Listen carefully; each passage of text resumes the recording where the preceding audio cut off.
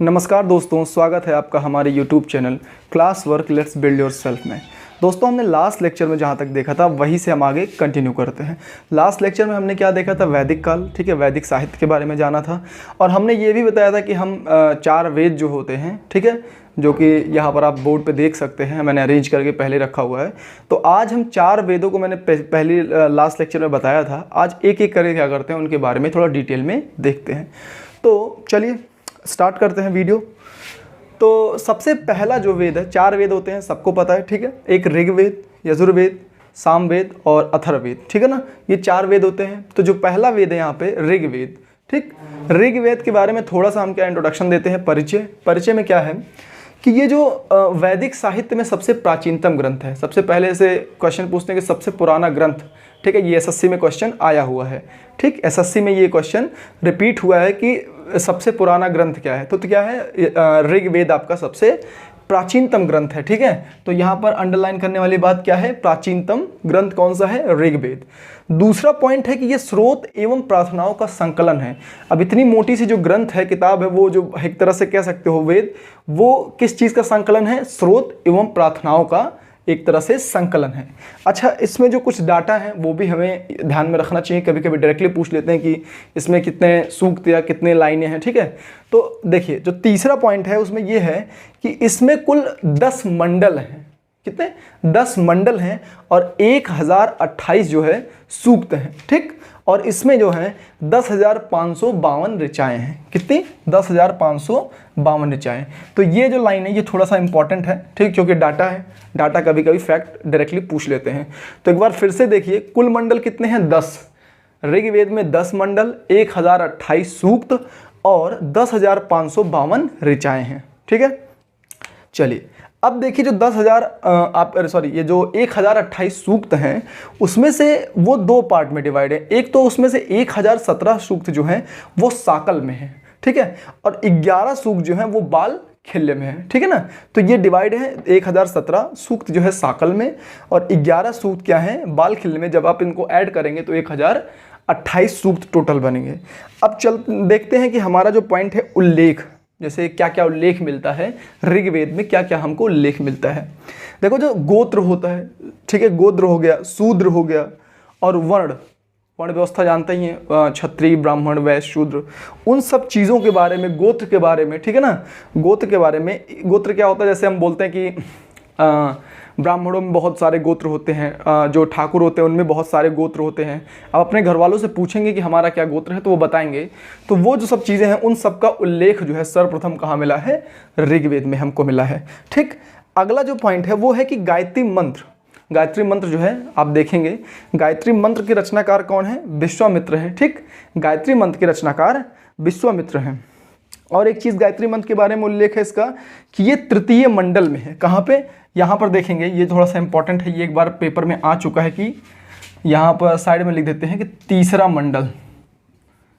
मंडल में, ठीक है। डायरेक्ट पूछा था कि कौन से मंडल में है गायत्री मंत्र, तो तीसरे मंडल में है, ठीक। तो गायत्री मंत्र के रचनाकार कौन है? विश्वामित्र। और कौन से मंडल में है ये? तीसरे मंडल में ये है, ठीक। अब देखिए, इसमें जो अगला पॉइंट है कि लोहे का उल्लेख नहीं है। मतलब ऋग्वेद में हमको लोहे का कहीं जिक्र नहीं मिलता, कहीं भी, मतलब आप उसके बारे में नहीं सुनते हैं, ठीक है। तो लोहे का इसमें उल्लेख नहीं है। अच्छा, नदी सूक्त में 21 नदियों का वर्णन है। जब नदी वाले सूक्त आते हैं, ठीक है, जब उसमें लाइनें नदी वाली सूक्तियों चालू होती हैं तो आप उसमें देखेंगे कि आपको 21 नदियों का वर्णन मिलता है, ठीक है ना। जो अगला है वो क्या है? 9वां मंडल। जो 9वां मंडल है, मैंने कितना बताया था? 10 मंडल। तो उसके जो 9वां मंडल है उसमें क्या होता है? 9वें मंडल में सभी 114 सूक्त जो है, मतलब 9वें मंडल में 114 सूक्त हैं, वो किसको समर्पित हैं? सोम देवता को क्या है? समर्पित है। सोम देवता को 114 के 14 सूक्त समर्पित है, मतलब उन्हीं के बारे में गुणगान किया गया है, उसमें उनके ही बारे में बताया गया है। अच्छा, अगला एक चीज़ होता है पुरोहित। जो पुरोहित होते हैं उनको क्या कहते हैं? जरूर उसमें ऋग्वेद में क्या बोलते हैं? पुरोहित को होता बोलते हैं। क्या बोलते हैं? होता। और इसमें ब्राह्मण ग्रंथ पाए जाते हैं ऋग्वेद में, जो वो 2 होते हैं। एक होता है ऐतरेय, एक होता है कौशितकी। कौन होता है? कौशितकी। और एक होता है ऐतरेय। ये उसमें 2 तरह के ब्राह्मण ग्रंथ पाए जाते हैं। तो ये हमारा ऋग्वेद हो गया, ठीक। अब चलते हैं, अगला कौन सा वेद है? अगला वेद है यजुर्वेद। ठीक है, इसके बारे में थोड़ा सा हम आपको इंट्रोडक्शन या परिचय देते हैं। पहला पॉइंट है इसमें कि ये स्रोतों और कर्मकांडों का उल्लेख है। ठीक है, इसमें क्या है, स्रोतों एवं कर्मकांडों, मतलब कर्मकांड का मतलब जैसे यज्ञ हवन कैसे कैसे किया जाता था, उन सब चीज़ों के बारे में डिटेल में स्रोत और कर्मकांडों का क्या है उसमें वर्णन दिया हुआ है कि ये चीज़ें फला फला, इसके बाद स्टेप वाइज कैसे कैसे करनी चाहिए, उनका जो उल्लेख है कहाँ है, यजुर्वेद में मिलता है। ठीक है, दूसरे नंबर का वेद है। ठीक, इसमें गद्य एवं पद्य दोनों में है। अच्छा, सबसे इंपॉर्टेंट बात इसमें क्या है कि ये गद्य और पद्य दोनों में है। ये डायरेक्ट क्वेश्चन में पूछा जाता है कि कौन सा ऐसा वेद है जो गद्य और पद्य दोनों में है। तो आपका गद्य और पद्य दोनों में कौन सा है, यजुर्वेद। ठीक है, तो दोनों में यजुर्वेद है। अच्छा, इसकी दो शाखाएं होती हैं। ठीक है, यजुर्वेद की दो शाखाएं होती हैं, एक होता है कृष्ण यजुर्वेद, एक होता है शुक्ल यजुर्वेद। ठीक है, अब जो कृष्ण यजुर्वेद है वो गद्य और पद्य दोनों में अवेलेबल है। ठीक है, वो दोनों में है, और जो शुक्ल यजुर्वेद है वो सिर्फ पद्य में है। अब गद्य क्या होता है, एक होता है कैसे कहानी के फॉर्म में, ठीक है, पैराग्राफ है, एक होता है पद्य, वो मतलब छोटे छोटे लाइनों में गा के उसको पढ़ सकते हैं।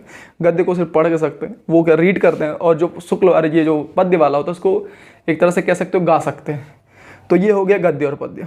अच्छा, जो इसका अंतिम भाग है यजुर्वेद का वो ईशोपनिषद। ईशोपनिषद मतलब होता है अध्यात्म से संबंधित, अध्यात्म के संबंध के बारे में बताया गया है। इसका जो अंतिम भाग है किसका, यजुर्वेद का। और देखिए ब्राह्मण ग्रंथ, इसमें भी ब्राह्मण ग्रंथ पाए जाते हैं। वो कौन से हैं, दो हैं। एक होता है शतपथ। शतपथ बहुत फेमस है, आप कभी कभी देखेंगे मिलान उलान करने के लिए आता है तो शतपथ जरूर आता है। और दूसरा है तैत्तिरीय। दूसरा कौन सा है, तैत्तिरीय। अब ये देखिए ये हो गया पॉइंट।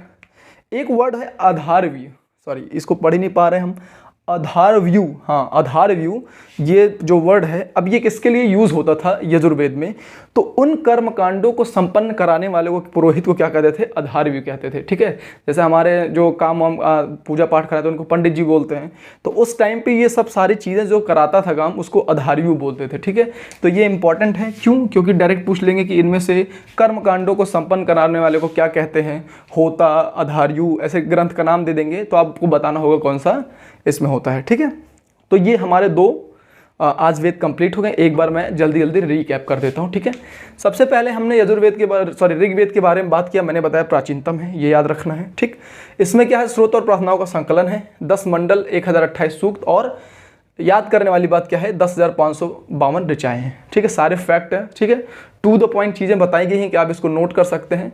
सिर्फ परीक्षा के पॉइंट ऑफ व्यू से टू द पॉइंट चीज़ें हैं, कोई इधर का फालतू उसमें कुछ मटेरियल नहीं घुसाया गया। ठीक है, उसके बाद सीधा 10,028 सूक्त में 1,017 सूक्त क्या है, साकल में है, 11 सूक्त बालखिल में है। उल्लेख क्या होता है, गोत्र शूद्र वर्ण शब्द का उल्लेख सबसे पहले क्या है, ऋग्वेद में मिलता है। गायत्री मंत्र तीसरे मंडल में है, और रचनाकार इसके कौन है, विश्वामित्र जी। लोहे का कोई उल्लेख नहीं है। ठीक है, उसके बारे में कोई जानकारी। नदी सूक्त में 21 नदियों का वर्णन है। ठीक है, 9वां मंडल है, किसको समर्पित है, सोम को। कितने सूक्त हैं, 114।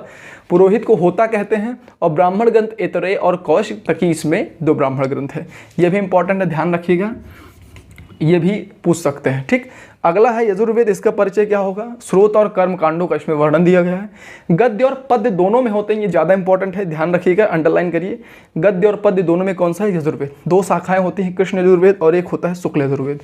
कृष्ण यजुर्वेद की विशेषता क्या है कि गद्य और पद्य दोनों में है, और शुक्ल यजुर्वेद की क्या विशेषता है, सिर्फ गद्य में है। ठीक, अंतिम भाग इसका ईशोपनिषद मतलब अध्यात्म से संबंधित है। और ब्राह्मण ग्रंथ इसमें 2 है, एक शतपथ होता है और एक तैत्तिरीय होता है। ये भी इंपॉर्टेंट, ध्यान रखिएगा। आधारव्यूह सबसे इंपॉर्टेंट ये वर्ड है, आधारव्यूह। ये क्या होता है, कर्म कांडों को संपन्न कराने वाले पुरोहित या पंडित जी को क्या बोलते हैं, उसमें यजुर्वेद में आधारव्यूह बोलते हैं। ठीक है, तो आज ये हमारा जो 2 टॉपिक था, एक ऋग्वेद और एक यजुर्वेद। ठीक है, ये कंप्लीट हुआ। अब अगली आने वाली वीडियो में हम क्या है, जो बाकी 2 बचे हुए हैं, सामवेद अथर्ववेद, कोशिश करेंगे हम इसी फॉर्मेट में पढ़ाएं, क्योंकि वो लिखने वाला ना क्या होता है कि उसमें टाइम बहुत लगता है, फालतू में 50-50 एक मिनट का, 50 मिनट का, 60 मिनट का वीडियो बनता है। ऐसे हम पहले ही चीज़ों को रेडी रखेंगे, आपको जल्दी जल्दी एक्सप्लेन करेंगे, क्योंकि आप जानते हैं जीएस का सिलेबस बहुत बड़ा है। ठीक, बहुत वास्ट है।